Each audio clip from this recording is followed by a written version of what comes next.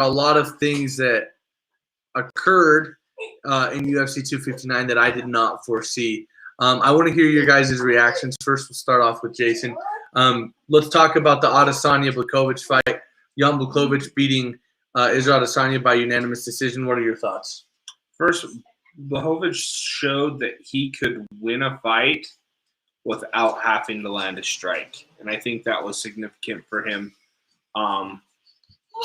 using grappling and his weight advantage to kind of to take that over. It was a very smart fight on his behalf.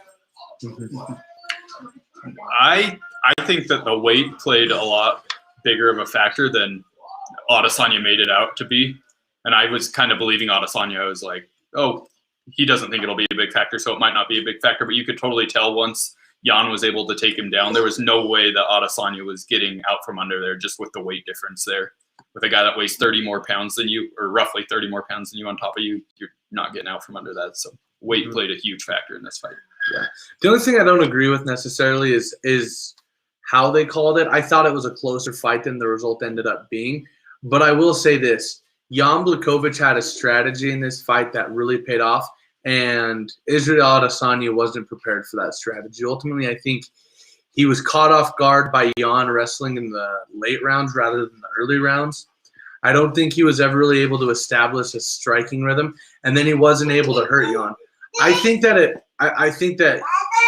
Israel Adesanya is going to go back and look at this fight, and he's going to kind of be kicking himself because he knows that there's things that he could have done to help him win this fight. Well, even his post-fight interview, he mentioned that his ground game needed work, and it wasn't where it needed to be. And so I think it'll be interesting. He did mention in that interview he's going back down to 185 for a while.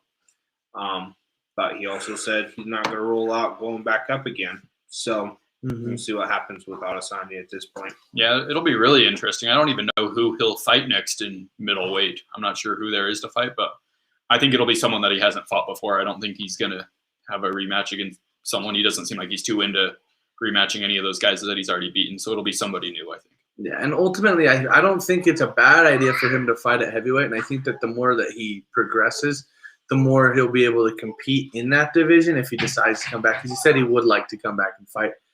But, yeah, I think that there's certain things that he's going to need to evaluate when he goes back and watches the film in order to be able to compete at a higher level in that division. Because the fact is the weight advantage did contribute to Blachowicz winning. I will say this, though. The power advantage, I didn't think it was really that big of a deal. I think when it comes to striking, Adesanya probably if it was pure kickboxing, he probably would have won that match. And then that last round, I thought, you know what, he's starting to strike pretty well. But when Blachowicz got that last takedown, that's when that was a straw that broke the camel's back. And he totally baited him into it. So you look at Blachowicz's body language before that takedown. I mean, he looked tired. He looked like he was done, and I mean, Adesanya was smelling blood, and he just took the right advantage for that takedown. And as soon as Adesanya hit the mat, you knew that fight was over. 100%. Yeah. So ultimately, recapping the night, started off with some very interesting prelims. Ultimately led into those championships fights. I mean, we've already talked about the Petr Yan, Aljamain Sterling result, but I just want to say I'm in agreement with John Jones. Look, Aljamain Sterling showed up in great shape. He was pressuring the whole fight. He was aggressive. He did some great things in that fight. It's not his fault that he was hit by an illegal shot.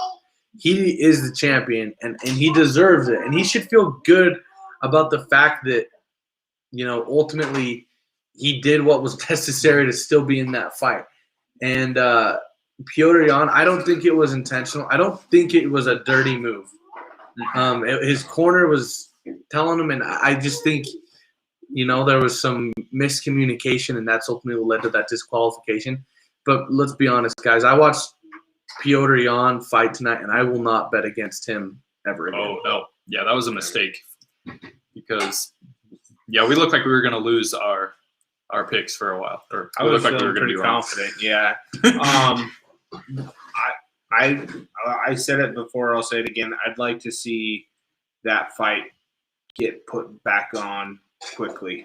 If not the next fight they fight, then by early next year, that fight needs to happen again. And Amanda Nunes is the GOAT. And the only problem I really foresee with her is there anybody that can actually give her a good fight?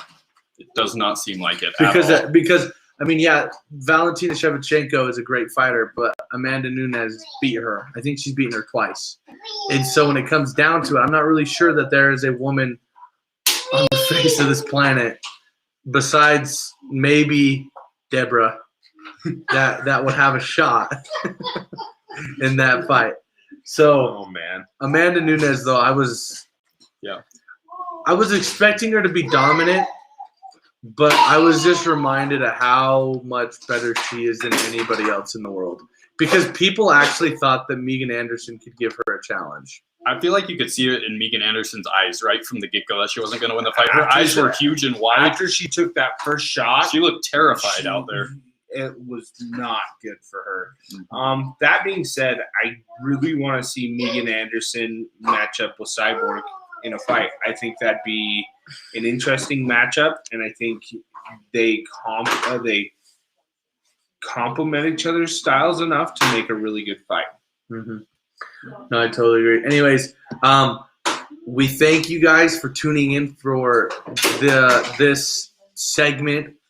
We do have a new video that will be coming out shortly. It was shot today. The editing will be finished today or sometime this next week.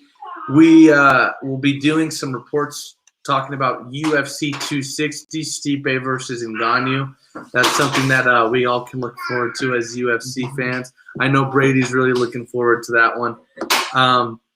Anyways, we'll be doing our show on Monday. For anybody that's interested in watching, please like and subscribe to our channel. And we can't wait to get back to it. So you guys have anything else you want to say?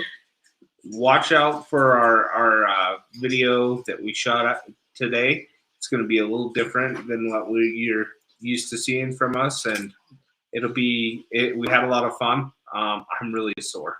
Yeah. So. There's a sneak All right. Yeah. All right. Well, we're going to sign off.